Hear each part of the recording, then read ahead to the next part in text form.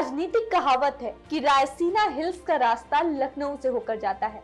2024 के लोकसभा चुनाव का रण शुरू हो गया है। उत्तर प्रदेश में इस वक्त सियासी तापमान बढ़ा हुआ है। समाजवादी पार्टी और राजा भैया के गठबंधन की सुगबुगाहट तेज हो गई है। ऐसे में क्या कुछ समाजवादी पार्टी का सियासी समीकरण बन रहा है, ठाकुर वोट सपा के लिए कितने जरूरी हैं और कौन सा फॉर्मूला लेकर सपा चल रही है, इसी के बारे में आज हम आपसे बात करेंगे। नमस्कार, मैं हूं अदिति ओझा और आप देख रहे हैं खबर फास्ट का डिजिटल प्लेटफॉर्म। लोकसभा चुनाव का सियासी ताना बाना बुना जाना शुरू हो गया है। भाजपा मिशन 80 का टारगेट लेकर चल रही है। इसके लिए वो पुरजोर कोशिशों में लगी है। आए दिन तमाम योजनाओं का शिलान्यास किया जा रहा है, तो साथ ही भाजपा समाजवादी पार्टी की खामियों को बताने में भी पीछे नहीं हट रही। आपने तो दिया था अपने 5 साल के कार्यकाल में एक फेलोर स्टेट, हमने बनाया एक सिक्योर स्टेट।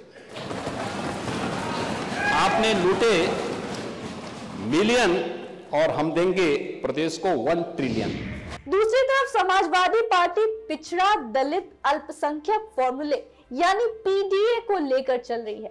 समाजवादी पार्टी भी पेपर लीक मामले और सरकार की कमियों को गिनाने में पीछे नहीं हट रही। उनकी सरकार में ये सुरक्षित और बहुत ही सुरक्षा कड़ी में परीक्षा हुई है, तो क्या 2.5 करोड़ परिवारों के साथ धोखा नहीं है? और यही 2.5 करोड़ लोग भारतीय जनता पार्टी को उखाड़ चुके हैं। लेकिन भाजपा जिस मजबूत वोट बैंक के साथ उत्तर प्रदेश में खड़ी है, उसे महज पीडीए से मुकाबला नहीं किया जा सकता। इसीलिए सियासी गलियारे में इसकी सुगबुगाहट तेज हो गई है कि रघुराम प्रताप सिंह उर्फ राजा भैया के साथ पार्टी का गठबंधन हो सकता है। दरअसल हाल ही में सपा के प्रदेश अध्यक्ष नरेश उत्तम पटेल ने राजा भैया से मुलाकात की थी। उस दौरान नरेश उत्तम पटेल ने राजा भैया की बात अखिलेश यादव से भी करवाई थी। विधानसभा चुनाव में अखिलेश यादव के साथ तल्ख हुए रिश्ते के बाद अब राजा भैया के सुर भी नरम हुए हैं। राजा भैया ने कहा कि मैंने अपने 28 साल के राजनीतिक जीवन में से 20 साल सपा को दिए हैं।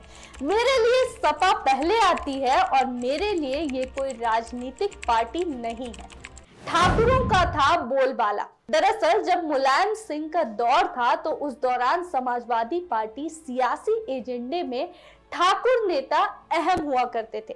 मुलायम सिंह के राइट हैंड रेवती रमन सिंह, मोहन सिंह और ठाकुर अमर सिंह जैसे क्षत्रिय नेता हुआ करते थे। सपा का कोर वोट बैंक यादव और मुस्लिम के बाद ठाकुर बन गया था। सपा की सरकार में ठाकुरों का बोलबाला रहा। साल 2004 से 2007 तक सपा में अमर सिंह की ही तूती बोलती थी। दूर हुए ठाकुर वोटर। लेकिन जब सपा की कमान अखिलेश यादव के हाथ में आई, तो ठाकुर नेता और वोटर दोनों ही दूर हो गए। अखिलेश ने ठाकुरों की जगह ओबीसी और दलित नेताओं को सियासी अहमियत देना शुरू कर दिया। दूसरी तरफ योगी आदित्यनाथ और राजनाथ सिंह के रूप में बीजेपी के पास ठाकुर नेता है, जिसके सामने सपा के पास कोई दमदार ठाकुर चेहरा नहीं रह गया।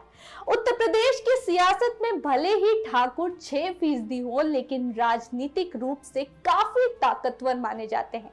यही कारण है कि हमेशा से ठाकुर अपनी आबादी की तुलना में 2 गुना विधायक और सांसद चुने जाते हैं। ऐसे में अगर सपा के साइकिल को राजा भैया का साथ मिल जाता है, तो पार्टी को बड़ा सियासी फायदा मिल सकता है। अब ये तो आने वाले वक्त में ही पता चलेगा कि किसकी कोशिशें कामयाब होंगी और किसको सिर्फ सीख मिलेगी। अभी के लिए बस इतना ही। फिर हाजिर होंगे कुछ और बड़ी खबरों के साथ। तब तक जुड़े रहें हमारे साथ और देखते रहें खबर फास्ट का डिजिटल प्लेटफॉर्म। नमस्कार।